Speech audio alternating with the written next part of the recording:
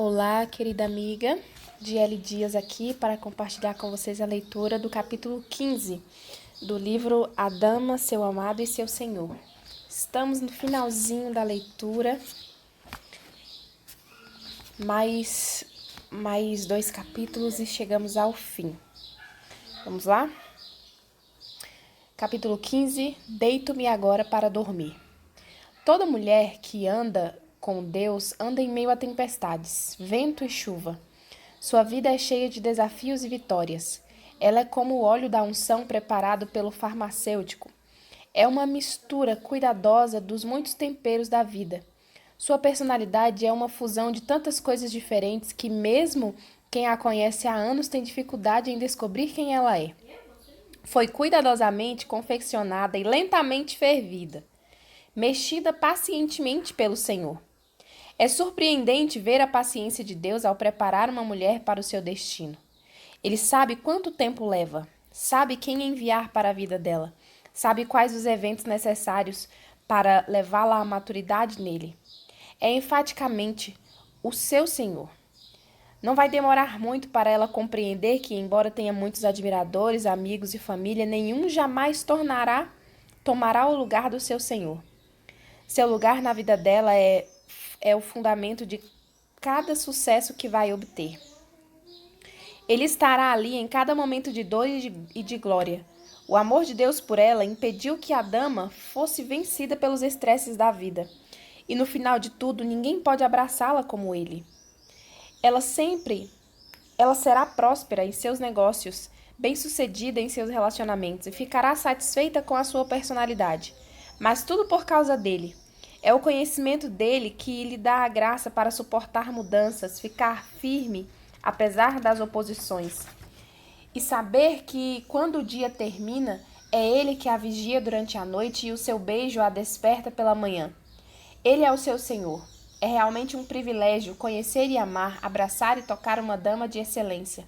É uma honra ter nascido no seu corpo, um privilégio distinto tomar-lhe a mão no casamento, sentir o seu corpo quente e enrolado em cobertores no meio da noite. É delicioso ouvir o som alegre do riso saído da boca de uma mulher cujo coração está cheio de amor e paz. Nós a observamos como admiradores no museu. Nós a apreciamos como conhecedores da cozinha fina, mas mesmo assim há uma parte da sua vida que ninguém pode tocar senão o Senhor. Não somos competidores, porque Ele é o homem. Porque o teu Criador é o teu marido, o Senhor dos exércitos é o seu nome, e o Santo de Israel é o teu Redentor. Ele é chamado o Deus de toda a terra. Isaías 54, 5. Ninguém se lhe compara. Ele sabe como estar com você e confortá-la como ser humano algum jamais o fará. Não estou dizendo com isso que não há lugar para nós homens em sua vida, mas para admitir que o lugar dele nunca poderá ser nosso. Se é que aprendi algo, é a importância de conhecer as nossas limitações. Ninguém pode determinar as suas áreas positivas sem conhecer as negativas. A compreensão de que toda carne falhará e todos os seres humanos nos decepcionarão é que faz com que todos nós necessitemos de Deus. Teremos paixão, teremos sofrimento, teremos sol e momentos de chuva. Entender isso é que nos dá a flexibilidade para aceitar as muitas estações que sobrevêm à nossa vida. Aprendi a conhecer o meu lugar. O lugar do homem na vida da esposa é andar ao lado dela e ser seu amigo. Ouvir, rir e gozar os muitos estágios e idades que atravessarão juntos. Compreender que vamos andar por uma estrada sinuosa, por meio de terreno áspero, lutando e tropeçando, mas seguindo em frente é que nos faz entender que a nossa única bússola é o Senhor. Se o homem se esforçar para compreender as suas limitações na vida da companheira, amará a sua dama e depois permitirá que ela encontre a suprema satisfação nos braços do Senhor. O homem não pode ter ciúmes de Deus. Há coisas que Deus pode fazer e o homem não. Se o homem amar uma mulher, ele irá ajudá-la a encontrar o Senhor. Deus é o manancial da suprema satisfação do qual somos simplesmente uma sombra. Ele é o médico supremo que cura as cicatrizes infligidas pela vida. São as palavras do Senhor sussurradas e cheias de sabedoria que fazem com que a mulher repouse à noite. É a segurança da sua presença que alivia os muitos sofrimentos que a vida lhe traz. Nunca tenha ciúmes. Nunca tente competir, pois o Senhor dela é o seu Senhor. Quanto mais ela se aproxima dele, tanto mais completa é com você. Aprendi a deitar-me para dormir e a orar para que o Senhor guarde as muitas coisas que estão além da minha compreensão. Só preciso olhar para ele e o seu sorriso para saber que não importam os desafios que eu tenha de enfrentar. Só ele dá a graça de que necessito para perseverar, para prosseguir e ter sucesso. A arte de ser o amante de uma mulher virtuosa é compreender perfeitamente que ele não pode ser o seu Senhor. Se eu morrer antes de acordar, nunca sabemos o que o próximo segundo vai nos trazer. Cada vez que ouvimos uma batida na porta, corremos para respondê-la com certa insegurança. Não sabemos quem está do outro lado. Quando nos sentamos calmamente em nossa casa e essa calma é interrompida pelo som ruidoso do telefone, respondemos sem saber como o chamado poderá mudar a nossa vida. Encontramos estranhos sem ter ideia de como cada encontro afetará o nosso destino. A vida é, portanto, bem incerta. Foi uma dessas incertezas que levou a mim e a minha esposa a uma nova experiência. Não gostamos dela, mas tivemos de suportá-la. Ambos nos dobramos ao seu peso e lutamos para compreendê-la. Ficamos, porém, gratos por conhecermos o Senhor por meio dessa experiência. Gostaria de falar mais sobre esse desafio. Faço isso para que você possa compreender melhor como é importante ter uma força estabilizadora em meio aos ventos instáveis da vida. Devo contar-lhe que muitas vezes no correr dos anos sobrevivemos a momentos penosos porque podíamos ver o que os outros não podiam. Não somos perfeitos nem somos mártires de uma causa, apenas pessoas cansadas. Aos tropeções por uma estrada cheia de curvas, agarrando-nos a promessas, tateando na direção da verdade, mas por termos sido ajudados por Deus, podemos continuar. Mencionei antes a morte da mãe da minha esposa. Essa foi para mim uma das experiências mais trágicas da minha vida adulta. Considerei-a uma tragédia porque compreendi que mulher maravilhosa fora levada para longe de nós e também porque com a sua morte um pedaço de minha mulher se foi. Vi isso nos seus olhos. Seu olhar brilhante parecia agora vazio. Quem pode descrever o aguilhão doloroso da morte? Seu veneno invadira a nossa vida, alterando o momento, e fomos deixados para recuperar o ritmo que antes parecera tão fácil de manter. Posso sentir ainda o estranho cheiro de desinfetante que invadiu nossas narinas enquanto esperávamos na sala de espera da unidade intensiva. Ela se tornara nosso hotel de agonia enquanto aguardávamos cada novo relatório, cada prognóstico dos médicos. O ruído constante do respirador nos acompanhava durante as horas de visita. Na sala de espera, a televisão barulhenta a que ninguém parecia assistir era uma companhia para nós. Ficamos ali, sentados, entorpecidos, olhando para o espaço, enquanto uma porção de entrevistadores fazia viagens cada vez mais profundas no abismo da corrupção e libertinagem. Não nos importava quem havia enganado o namorado dela com uma melhor amiga. Não necessitávamos do lixo de valores que alguns chamam de entretenimento.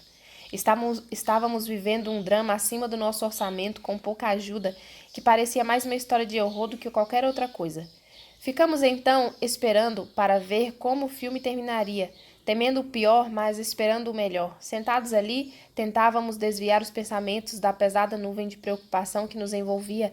Apesar das nossas orações e treinamento espiritual, cada um, porém, sabia que aquele era um inimigo colossal. Tentamos não pensar no que aconteceria se o Senhor decidisse tirar a vida de alguém tão precioso para nós.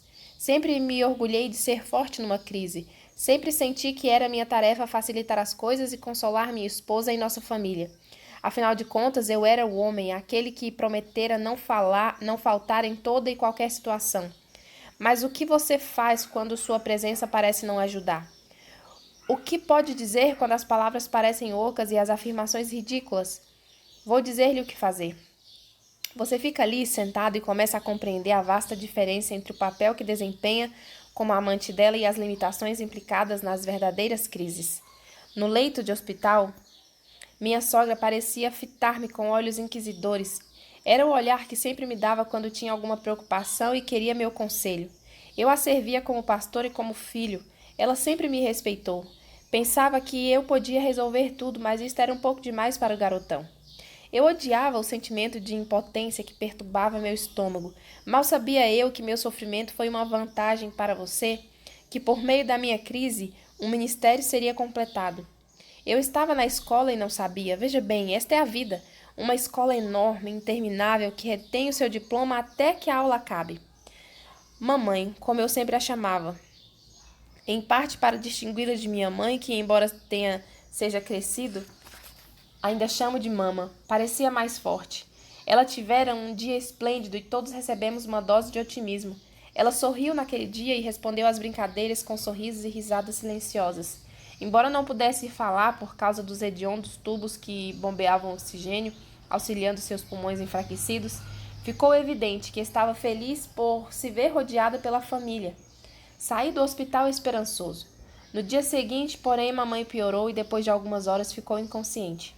Minha mulher envelheceu diante de mim como um ator de um filme num papel que é jovem demais para representar. Mais tarde, naquele dia, eu soube, quando ela virou o corredor e entrou na sala de espera, que aquele era um momento negro em nossa vida. Ela me pediu para entrar e despedir-me, pois a mãe estava indo embora. Não demorou para que a mãe de minha mulher visse um lugar para além do que meus olhos humanos podiam enxergar e passasse por uma cortina para outro lugar sobre o qual preguei muitas vezes, mas nunca vi. Ela partiu e fomos deixados sozinhos com o seu corpo num quarto que subitamente pareceu mais silencioso do que uma cripta. Partira como os vapores sobem para o ar, passara pelo quarto como o vento pelas árvores, desaparecera de toda parte, menos da nossa mente. Nada restara dela senão memórias fugidias e quadros raros de momentos que se tornaram repentinamente mais valiosos, porque todos sabíamos que não se repetiriam. Eu vira minha mulher adormecer em salas de espera, andar pelos corredores do hospital e tentar suprir todas as necessidades da mãe. Lembro-me de quando se apoiou em meu peito, sussurrando: minha mãe foi embora. Posso ouvir ainda seu choro triste, sua voz embargada ecoará em meus ouvidos pelo resto da vida. Nunca sentira o desespero que senti naquele dia. Nunca me senti tão incompetente e inepto como naquele momento fugaz. Procurei aflito na mente algo que pudesse aliviar o sofrimento dela enquanto lutava desesperado para afogar o meu.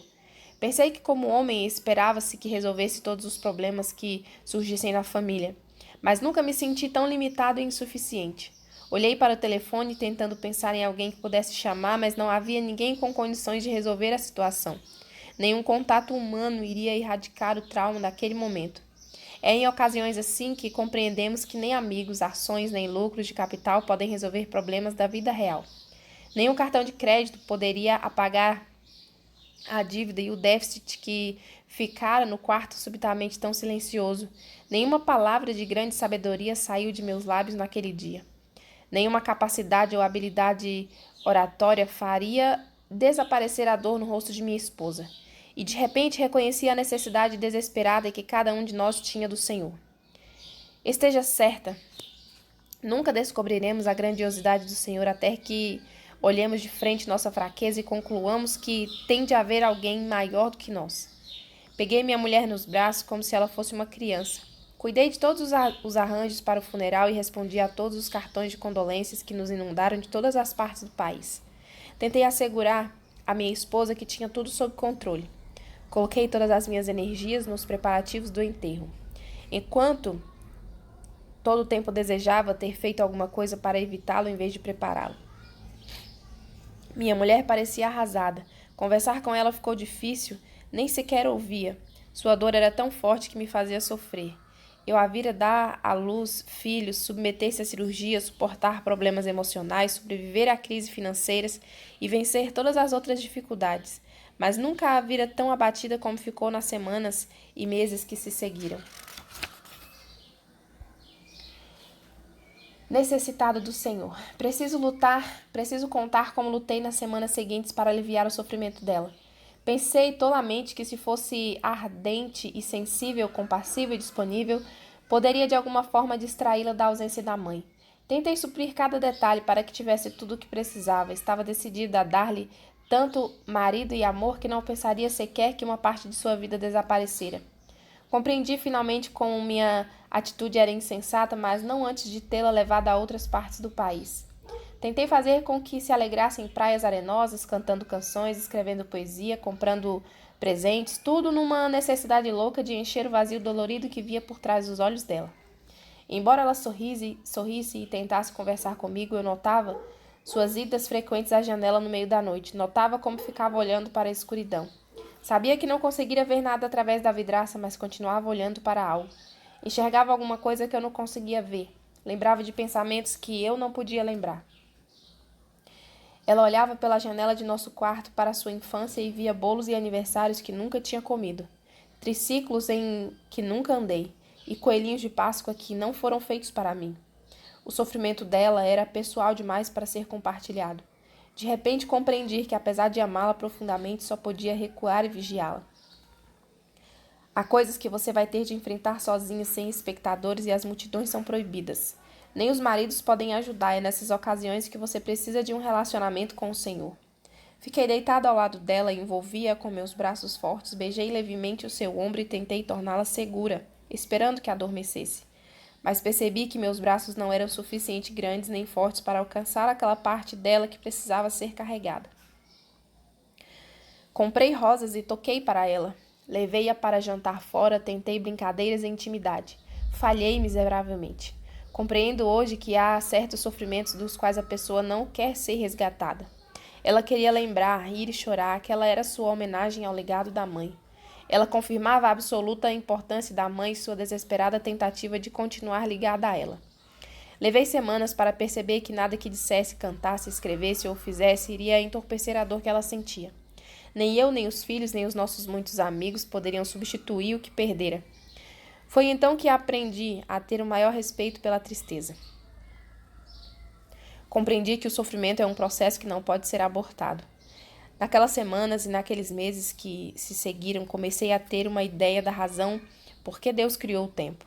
O tempo é um grande remédio, é lento, mas eficaz e ninguém pode apressá-lo. Devemos deixar que caminhe em seu próprio ritmo, embora estejamos todos juntos neste planeta. Quando se apresenta uma verdadeira crise, somos deixados tragicamente sozinhos, sem nada senão o tempo e Deus para curar-nos. Ele me acordou esta manhã. Durante aquela época penosa, descobri a diferença entre o amante e o Senhor. Veja bem, é preciso uma verdadeira crise para reconhecer que mesmo os mais ágeis dentre nós irão tropeçar e se atrapalhar por meio dos ritmos da vida. A vida muda seus ritmos de tempos em tempos. Nunca sabemos qual ritmo vai seguir. Sempre gostei de dançar com minha parceira, mas ter de ajustar-me às mudanças da vida era outra coisa muito diferente. Senti que tropeçava e esforcei-me para manter o equilíbrio. A música prosseguia apressada e ela desfalecia de dor. Pensei que podia ajudá-la, mas tinha os pés pregados no chão. Ela precisava de mim. E tentei sacudir magicamente a mão, mas não havia mágica em meus dedos. Não para isto. Não para hoje. O que você faz quando não há mágica em seu toque? E você precisa de mágica para levantar sua dama do chão? O homem sábio clama ao Senhor. Lembro-me de quando a presença do Senhor começou a se manifestar em nossa tragédia. Ele veio como o Fred Astaire da cura. Entrou como um dançarino melhor que bate em seu ombro numa festa e diz: dá licença? Com notável habilidade, graça e interesse amável, ele começou a dar passos longos e gentis que aliviaram a aflição dela e libertaram o sorriso que estivera trancado no cofre de sua trágica perda. Apertou a mão nas costas dela e removeu a tensão de um modo que eu nunca poderia fazer.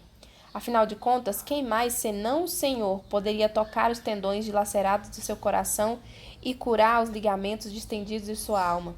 Aos poucos, notei um lampejo voltar aos seus olhos e mudanças sutis, tal como o entoar ocasional de uma canção ou a volta de seu senso de humor. Cada um desses sintomas só podia ser atribuído ao Deus que restaura a alma. Não é de admirar que ele restaure a alma, pois é o amante da alma. Pode consertar o passado, o presente e o futuro. É o terapeuta que alivia o trauma, não importa qual seja a sua origem. Você talvez tenha passado por um momento arrasador. É possível que ninguém tenha tido condições de curar o dano e revitalizar o que restou. O seu sofrimento pode ter sido a perda de um dos pais. Algumas de vocês perderam filhos, outras sepultaram os filhos ou filhas que morreram precocemente por causa da AIDS ou de alguma outra moléstia fatal. Com tristeza, algumas viram os caixões de seus filhos descerem ao túmulo por causa de um acidente insano causado por um motorista embriagado ou uma bala perdida. Algumas de vocês estão sofrendo por causa de um relacionamento. Não sabe sequer por que ele morreu e é forçada a aceitar algo que não consegue explicar. Você recapitulou os acontecimentos como um júri revê a evidência. Aceite que a sua deliberação está sendo feita depois do fato e não vai mudar nada. A oportunidade de modificar o veredito já passou. Você foi testemunha ocular da morte de seu relacionamento e com ele acabou também a sua amizade. Houve momentos de raiva que chegaram a quase ódio, depois vieram as noites de solidão e o sentimento enlouquecido de desejo e anseio por um amante que supõe seu inimigo. O relacionamento definhou como alguém doente, perdeu a vibração, depois o entusiasmo, até que um dia você voltou para casa e descobriu que perdera o seu parceiro. Algumas de vocês enfrentaram o adultério, o sabotador da confiança e o executor da união. Algumas de vocês entraram no quarto e viram um incidente tão chocante que não conseguiram mais esquecer. Uma coisa é ter suspeitas e outra, muito diferente, é ter uma lembrança com a qual lutar pelo resto da vida. Se sonha com ela, acorda em lágrimas. A cena se repete diante de seus olhos como um velho filme que já assistiu muitas vezes. Sei que algumas estão sofrendo por causa desses relacionamentos que desmoronaram de repente. É possível que tenha sido perseguida por algumas dessas coisas ou por outra crise qualquer. Sabe como foi desejar que alguém o resgatasse da dor? Quero poupar-lhe tempo precioso, minha irmã. Só o Senhor pode curar o sofrimento intenso. Não importa se ele surgiu de um estupro brutal mantido em segredo, uma promessa não cumprida ou alguma perturbação que abalou sua vida. Deus é o príncipe da paz e intervém nas piores situações, cavalgando nas asas da esperança. Sua mão divina sobre você dá significado aos acontecimentos trágicos que pareciam sem sentido. Ele sabe como acalmar a sua dor e produzir bênção em meio aos problemas. Estou quebrantado pela ferida da filha do meu povo, estou de luto e o espanto se apoderou de mim. Acaso não há bálsamo em Gileade? Ou não há lá médico? Por que, pois, não se realizou a cura da filha do meu povo? Jeremias 8, 21, 22. Contei o meu fracasso em ajudar minha mulher na perda da mãe dela para que você possa ser bem-sucedida mediante a minha experiência. Ela representa o fracasso masculino em corresponder a uma expectativa estabelecida por nós ou nossas damas, a qual é elevada demais ou irreal. Não conseguimos responder muitas vezes a essas expectativas e escondemos a culpa com uma atitude irada. As mulheres se aborrecem por não estarmos correspondendo ao que esperam de nós. A verdade, porém, é que a dama está procurando o Senhor e seu amado e não vai encontrá-lo. Se ele não é Deus e não pode apagar as tragédias da sua hora mais sombria, você aceitaria um homem que só sabe segurar a sua mão durante a noite? Não há meios de mascarar a verdade, os homens não são Deus. Não podem restaurar o que a vida roubou. Minhas palavras de simpatia, cuidadosamente preparadas, pareciam ocas comparadas com a presença misericordiosa de Deus. Ele foi o bálsamo curativo que começou a restaurar a alma de minha esposa. Sua unção foi o sedativo que entorpeceu o sofrimento e deu à sua alma a oportunidade de curar-se. Fiquei feliz com a intervenção do Senhor e humilhada ao reconhecer o abismo que existe entre o que o homem e o que o Senhor pode fazer. Estremeço ao pensar no que possam fazer as mulheres que enfrentam o trauma sem ele. Tem de buscar a cura em si mesmas? A dama tem poder para isso? A resposta é um não categórico.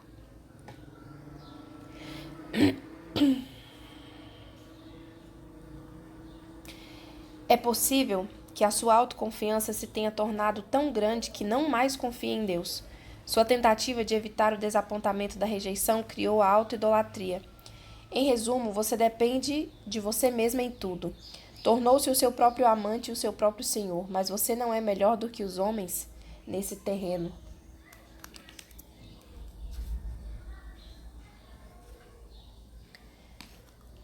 Deixe que o Senhor seja Deus em sua vida. Se Ele pôde restaurar a alma combalida da minha esposa, poderá restaurar também a sua. Você deve, porém, buscar o Senhor. Não queira brincar de Deus.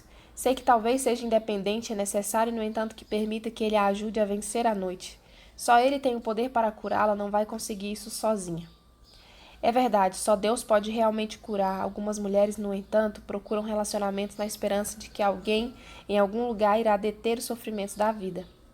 Elas se tornam prostitutas, fazem qualquer coisa por amor ou atenção. Seu passado se torna o seu cafetão. Faz exigências e elas obedecem.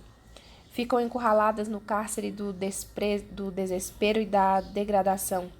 Vendem a si mesmas, não é por dinheiro que se envolvem com homens indesejáveis, mas para se sentirem especiais por alguns minutos a fim de contrabalançar os meses infindáveis em que não se acharam grande coisa. Essas mulheres vão passando de homem em homem como velhas senhoras que procuram os artigos em liquidação nas bancas das lojas. Estão em busca de um pedaço de amor ou de uma xícara de afeição nos relacionamentos e casos sem significado. Essas mulheres não são como aquelas que acham que podem resolver tudo sozinhas. Elas sabem que não são capazes. Foram, porém, convencidas de que em alguma parte existe um homem montado num cavalo branco que irá finalmente aparecer e despertá-las do pesadelo que é a sua vida. Desde as histórias de fadas até os comerciais que anunciam telefone de médiums, perpetuamos o mito que afirma haver lá fora um senhor certo, que tornará maravilhosa a sua vida. Aconselhei muitas mulheres que pensam que tudo de que precisam é uma companhia. Como é tolo imaginar que alguém virá num cavalo branco sem que haja uma necessidade pessoal da parte dele. Os homens de hoje quase sempre estão procurando alguém para responder ao seu apelo. Todos estão buscando um salvador, mas procuram no lugar errado e os casamentos se desfazem. Você pensa mesmo que surgirá um homem em busca do peso que a sua cura colocará sobre ele? Mesmo que estivesse disposto a isso e a maioria não está, será que tem condições? Claro que não. A vida não é assim tão simples. O amor eros não é um substituto para o amor divino. O amor humano é excessivamente valorizado em nossa sociedade. Ele vem sendo usado para tudo, desde a cura da depressão até uma estratégia para vender creme dental. Somos bombardeados com comerciais de televisão que dão a entender que, se você usar um determinado spray de hortelã para o hálito, os homens vão persegui-la na rua e satisfazer-lhe todas as necessidades.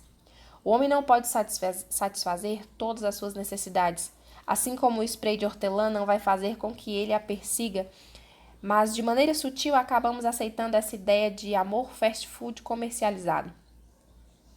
O amor, entretanto, não é uma aspirina que você toma à noite e a faz levantar renovada pela manhã. O amor não é a cura, muitas vezes é a causa da dor. O amor dói, pois nunca somos feridos por aqueles com quem não nos importamos. Nenhum investimento garante que não existe um potencial de perda. Devemos evitar, então, o amor? Absolutamente não. Precisamos colocá-lo na perspectiva certa. Inúmeros relacionamentos seriam curados, evitando terríveis decepções, se os dois parceiros deixassem de esperar que o outro seja um antibiótico contra as infecções da vida. Posso imaginar que, a esta altura, você esteja começando a dizer: "Oh, pare de falar sobre o que não funciona e me ensine o que funciona." Vou repetir. Só Deus pode curar o que você tem tentado medicar. É possível medicar a dor e camuflar os sintomas, mas eles voltarão. A cura real e completa só vem daquele que fez o coração que se partiu. Ele pode curar o seu coração esfacelado. A noite vem antes da luz. Muitas mulheres ficam zangadas durante anos com alguém por não a terem curado numa hora de necessidade. Ficam totalmente amargas dizendo: "Você não me apoiou, você não esteve ao meu lado."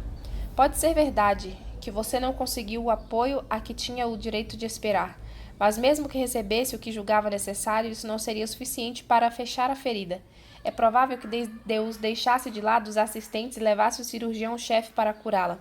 Aceite isso como uma bênção e prossiga. Quero falar agora a favor dos homens do mundo. Podemos ser seus amantes, mas não seu senhor.